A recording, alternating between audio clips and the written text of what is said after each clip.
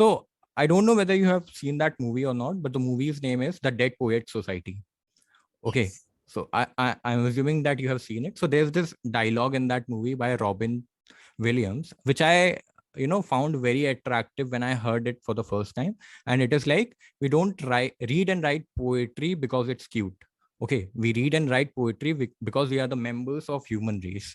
Okay, poetry is something that is actually brings the best out of us.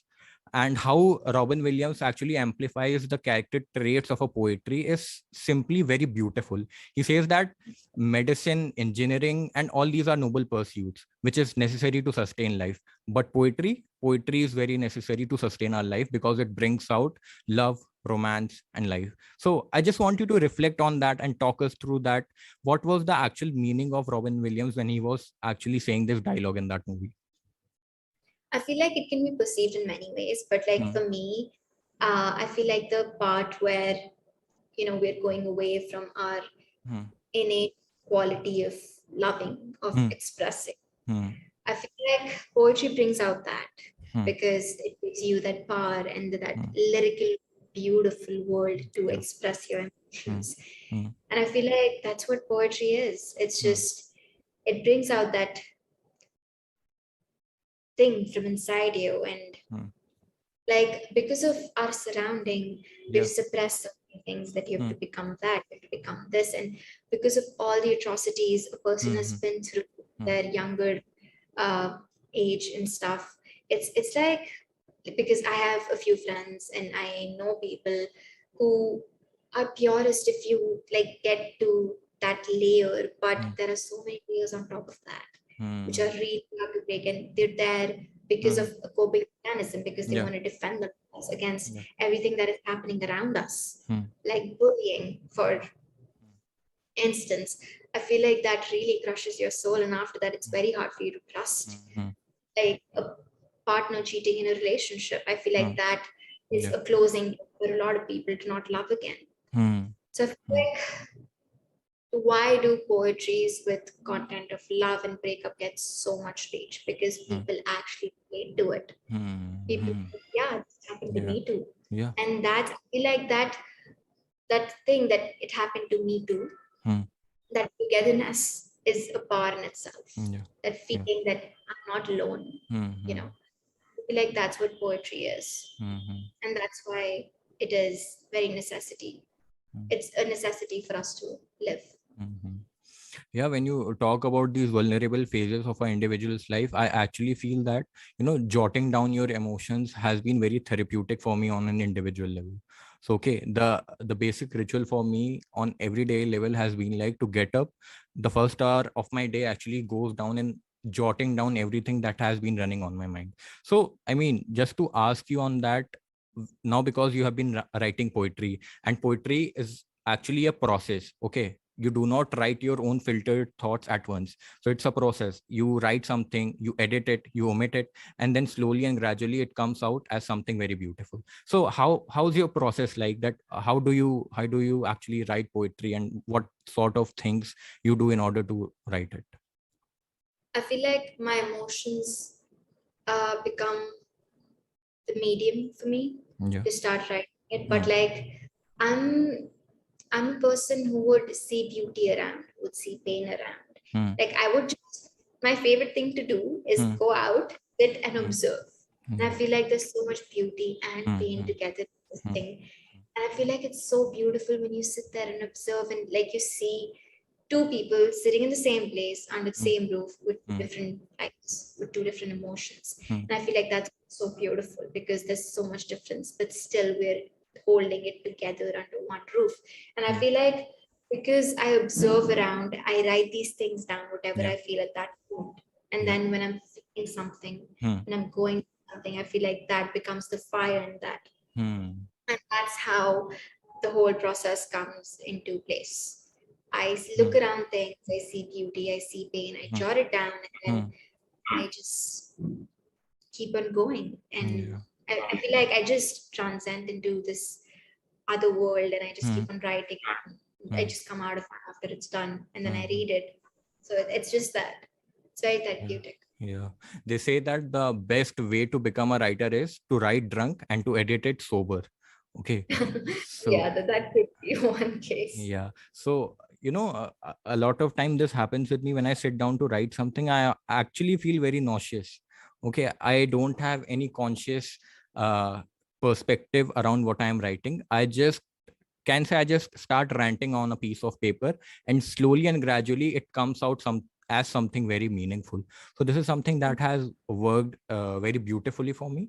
And now when I'm playing this game of Twitter and Instagram, where I'm writing captions, where I'm tweeting something day in day out, I feel that my writing has been, actually rejuvenated, and it has reached a place from where people can actually pick up their thoughts and they can find it in my words. I think that has actually been a case with you as well, where people have kind of actually related with what you are talking or what you are describing in your poetries. So the question on that would be like that, how do you feel when people actually validate your work? Do you feel, actually very accomplished, or do you feel that yes, now from this point in time I have a little pressure on me that I have to keep creating and I have to keep adding the value in people's life? So how does that happen? Means how do you normalize it? I feel like I just have a moment of awe. Like I'm like you never realize your power until Hmm, you're out there. hmm, And I feel like I'm just really grateful of that hmm, because when I post, I've gotten these lovely texts from these lovely people hmm. saying that, we read it and we resonated with it and it Yeah. got me through so much Hmm, because I know that you're out there who's feeling the same thing. yeah. So it's normal. It's Yeah. normalized for them Yeah. to feel that way. Yeah. And when they say that to me, I just feel I become even more motivated because I Hmm, know when my voice is reaching to someone yeah. and it's helping them. Hmm, hmm, It's very beautiful, and I feel like so I've seen these interviews and everything. People with a lot of audience, with a hmm, huge audience, hmm, they feel a little pressurized. But I feel like right now I'm in a journey when I'm still building it. hmm, So I don't feel pressurized. I'm just excited to create a content which would, hmm, resonate with people. hmm, So I feel like it doesn't validate me because I feel like now I'm confident enough in my own work, hmm, but it definitely gives me a motivation to keep writing because when I put that energy out and hmm, I get that positive energy hmm, back, I feel like hmm, it really feels good and I hmm. want that. I So think, it's really yeah. rewarding. Yeah, I think the reciprocation is the real deal for you. When you see that energy getting reciprocated and exchanged with the people who are actually in need of it, that's the true motivation for you.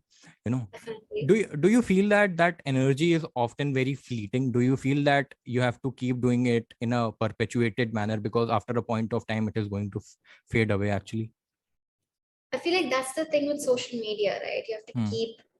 you have to be consistent with your work and you have to keep posting, otherwise you'll be forgotten. Yeah. So that's Yeah. one thing I'm still struggling with and I'm Hmm. working on it.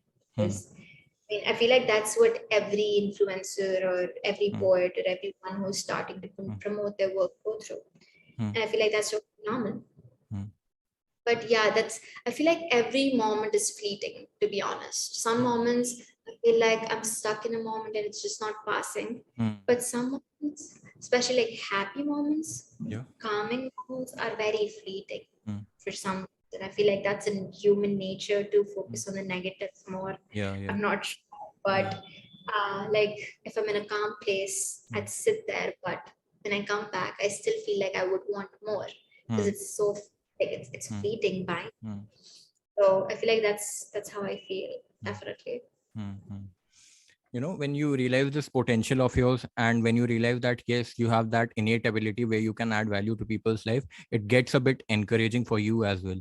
So I want to ask you about this as well. So do you actually plan your content in any way? Do you have any time period in mind that up to this extent I'm going to keep creating the content, and after this I'm totally going to focus on myself? Do you means to actually precise it, I would ask you that, do you have any number in mind that up to this point in time I'll be adding value to people's life, and after that I'll be actually coming back to my own retirement mode? Do you have anything in that mind?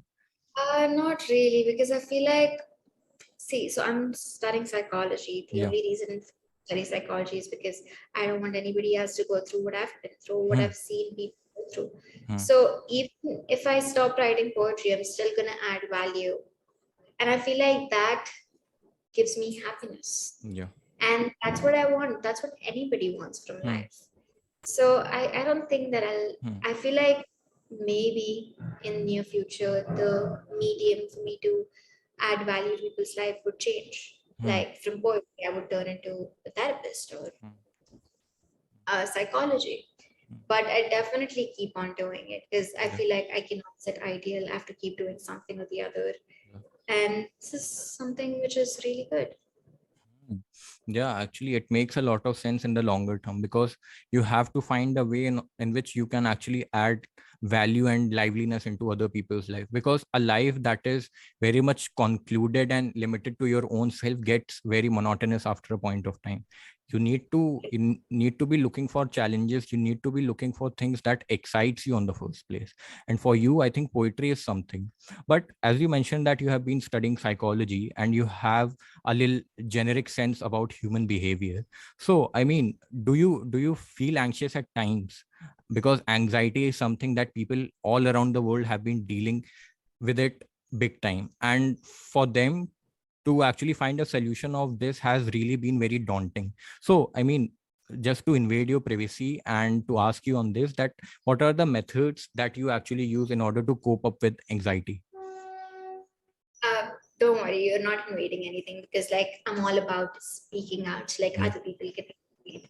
So yeah, I do suffer with a lot of anxiety, but it has improved over time Yeah. because I've had to work on it. Hmm.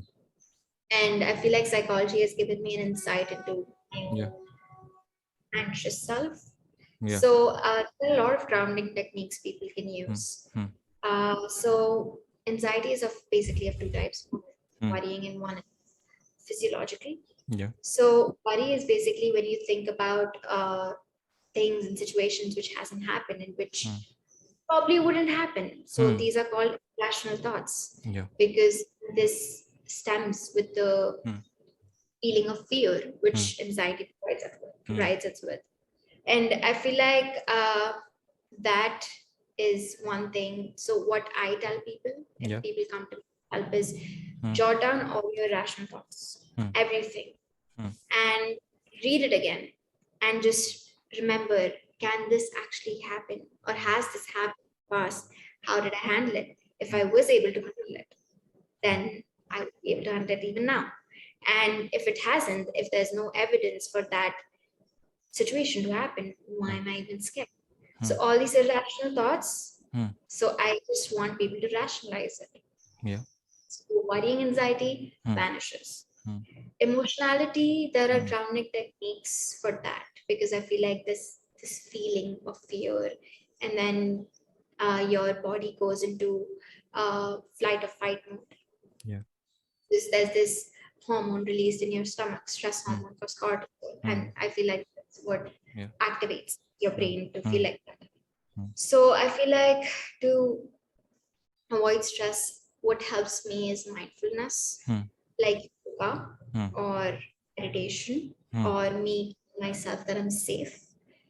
And Hmm. the thing that cannot happen, I Hmm. tell them that it cannot happen. Hmm. Everything is under control. Hmm. So I feel like I need to tell myself, and there are grounding techniques like after some people feel numb. Hmm. So, go and like wash your hands and under Hmm. cold water, you feel Hmm. something so you can Hmm. know that yeah, your senses are Hmm. there Hmm. at the feet. Yeah. So I feel Hmm. like it's really tough, Yeah. but I feel like if you constantly work on it, Hmm. you can definitely make it better. Hmm. Agreed. I think I've been a person who has struggled with meditation all my life, and but now at this point in time, I find different, ways in order to cope up with my anxiety. Like supposedly writing is one aspect of it, and the other aspect of it is actually going out there and playing sport. Okay, so I have this lot of time where I actually, distance myself with all sorts of gadget, and I only spend time in playing, and that is it can be anything. it is something that is very subjective. Like for you it can be anything, for me it is something else. So I think you need to find your methods, and you need to find your areas where you actually feel comfortable, because whatever might work for you might not work for me. As this goes without saying that anything that is rooted out of anxiety gets very subjective after a point of time, because some methods that are working for you today might not work in the near future. So yeah, absolutely agreed on that. So yeah. It's very understandable because everybody have had different experiences, right? Yeah. So nobody is the same. Even two siblings brought up in a same Mm, family are not same because both of mm, them have had different experiences and they've dealt with those experiences in a different way. mm, So I feel like you can't just generalize how anxiety stems in one person to another. It just mm, it's not right. absolutely. Now, as I said earlier, the basic theme of this podcast was going to be poetry. So, I mean, after a lot of time, I actually took some time out and I actually sat and scribbled all my thoughts. So, I came up with this poetry, which I actually want to, put up in front of you actually, and I want to feel validated on that. Yeah. So, yeah, actually, I was writing it and I don't know whether it is finished or not, but there's something that I have written. So, I actually want to narrate it in front of you. So yeah. Sure. Okay. So I have titled it as You and Silence. Okay. Huh. So there it goes. I know you are searching for me and music everywhere, but just like music, I already reside within you in the form of silence. You can only hear me and the music when you are dead quiet. If not, then you'll only be cribbing about not getting the lyrics right. I'll advise you to not search for me anymore, as how every art earns its meaning through the constraints, and music that goes on forever becomes noise. Like all of that jazz, I've limited my existence. Keep running for the rescue with love, and eventually peace will follow you. So yeah, that was pretty That's really much. Yeah. like So you the way you're using metaphors and you're using music to mm, define your feelings. I feel like mm. that's really beautiful. I had this realization where I actually reflected on this, and I, had a dialogue with about this with someone, and I said that there is no art that can be made on an infinite canvas. Everything needs to have a constraint around it. Like supposedly, let's take this podcast. If this podcast is actually extended for infinite time period, then no one is going to eventually enjoy it, because everything earns its meaning through the constraints. So the limitation and the constraint actually adds layers of value to your life. So yeah.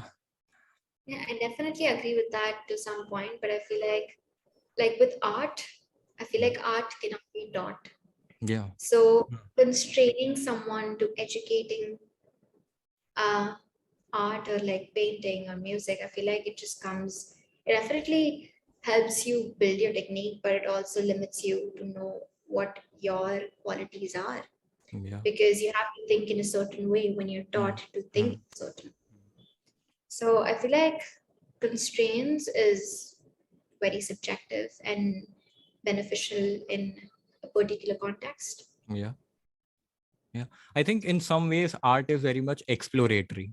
Okay, you need to roam around free without having real intentions in your mind, and that will be the point where you will find the actual meaning and the essence of art, because art in itself is very exploratory, and people, you know people have this phenomena where they try to put a full stop in front of it, but that is not very ideal, because art is something that can go on till eternity. There is no limitation to that.